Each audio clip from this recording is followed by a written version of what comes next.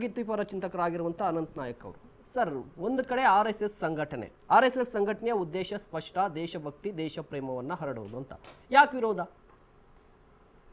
R S S ಅದು ದೇಶ ಪ್ರೇಮಿನೋ ಅಥವಾ ಇನ್ನೊಂದು ಅನ್ನೋದನ್ನು ಯಾರು ಸರ್ಟಿಫಿಕೇಟ್ ಕೊಡೋದು? ಯಾರು ಕಾಂಗ್ರೆಸ್ ಅವ್ರು ಕೊಡಬೇಕಾ ಸರ್ಟಿಫಿಕೇಟ್ ಕೊಡಬೇಕಂತಂದ್ರೆ ಈ ದೇಶದಲ್ಲಿ ಬೇರೆ ಬೇರೆ ಸಂಘ ಸಂಸ್ಥೆಗಳೆಲ್ಲ ನೋಂದಣಿ ಆಗಿರ್ತವೆ. ಅತ್ಯುತ್ತಮ ಯುವಕ ಸಂಘ, ಅತ್ಯುತ್ತಮ ಮಹಿಳಾ ಸಂಘ ಅಂತಂದೇಳಿ ಸರ್ಕಾರ ಸಂಸ್ಥೆಗಳೇ ಕೊಡ್ತಾವ್ರಿ. ಗೊತ್ತಲ್ಲ ನಿಮಗೆ, ಅದು ಮಾಹಿತಿ ಇರಬೇಕು ಬಹುಶಃ, ಹೌದಲ್ವಾ? ಹಾಗಾಗಿ ನನ್ನ ದೃಷ್ಟಿಯಲ್ಲಿ ನನಗದು ಚೆನ್ನಾಗಿರ್ಬೋದು, ಇನ್ನೊಬ್ಬರ ದೃಷ್ಟಿಯಲ್ಲಿ ಇರಬೇಕಂತದ್ದಿದೆಯಾ? ಹೌದಲ್ಲ? ಈಗ ನೀವು ನನ್ನ ದೃಷ್ಟಿಯಲ್ಲಿ ಒಂಥರ ಕಾಣಿಸ್ತೀರಿ, ನಿಮ್ಮ ದೃಷ್ಟಿಯಲ್ಲಿ ನಾನು ಹಂಗೆ ಕಾಣಿಸ್ತೀನಿ ಅಂತ ಇಲ್ಲ, ಬೇರೆ ಇರ್ಬೋದು. ಹಂಗಾಗಿ ಇದು ಪ್ರಶ್ನೆ ದೇಶ ಪ್ರೇಮಿನು ದೇಶ ವಿರೋಧಿ ಅಂತ ಅನ್ನೋದಕ್ಕಿಂತ ಪ್ರಿಯಾಂಕಾ ಖರ್ಗೆ ಅವರ ಪತ್ರವನ್ನು ನೀವು ಓದಿದ್ರಿ.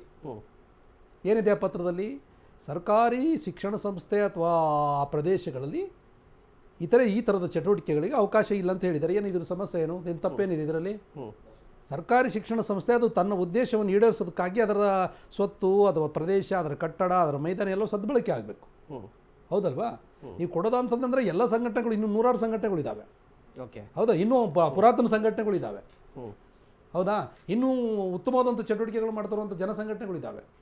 ಹಾಗಾಗಿ ಆ ದೃಷ್ಟಿಯಲ್ಲಿ ಅವ್ರು ಹೇಳಿರೋದ್ರಿಂದ ಭಾಳ ಸ್ವಾಗತಾರ್ಹವಂಥ ಕೆಲಸ ಅದು. ಒಂದು ಶಾಲೆ ಗ್ರೌಂಡ್ ಅಂತಂದರೆ ಯಾರ್ಯಾರೋ ಹೋಗಿ ಏನೇನೋ ಮಾಡೋದಕ್ಕಾಗೋದಿಲ್ಲ. ಅದಕ್ಕೊಂದು ನೀತಿ ನಿಯಮಗಳು ರೂಪಿಸಬೇಕಾಗ್ತದೆ. ಆ ನೀತಿ ನಿಯಮಗಳು ರೂಪಿಸೋದನ್ನು ಮಾಡಬೇಕಾಗ್ತದೆ. ಬೆಂಗಳೂರಿನಲ್ಲಿ ಪ್ರತಿಭಟನೆ ಮಾಡಬೇಕಂದ್ರೆ ಪೊಲೀಸರಿಗೆ ಪರ್ಮಿಷನ್ ತೊಗೊಂಡು ವಿತ್ ಪರ್ಮಿಷನ್ ನಾವು ಮಾಡಬೇಕಿಲ್ಲ ಅಂತಂದರೆ ಕಾನೂನು ಕ್ರಮ ಆಗುತ್ತೆ, ಗೊತ್ತಿರೋ ಸತ್ಯ. ಯಾವುದೇ ಜಿಲ್ಲೆಯಲ್ಲಿ ಮಾಡಬೇಕಂದ್ರೆ ಅದನ್ನು ಮಾಡಬೇಕಾಗ್ತದೆ.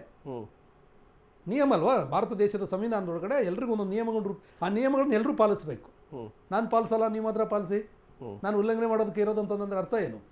ಹಾಗಲ್ಲ. ಅದು ಒಂದು ಚೌಕಟ್ಟಿನೊಳಗಡೆ ಎಲ್ಲರೂ ಬರಬೇಕು ಅನ್ನೋ ದೃಷ್ಟಿಕೋನದಿಂದ ಅವ್ರು ಹೇಳಿದ್ದಾರೆ. ಅದು ಭಾಳ ಕರೆಕ್ಟ್ ಆಗಿರುವಂಥ ತೀರ್ಮಾನ.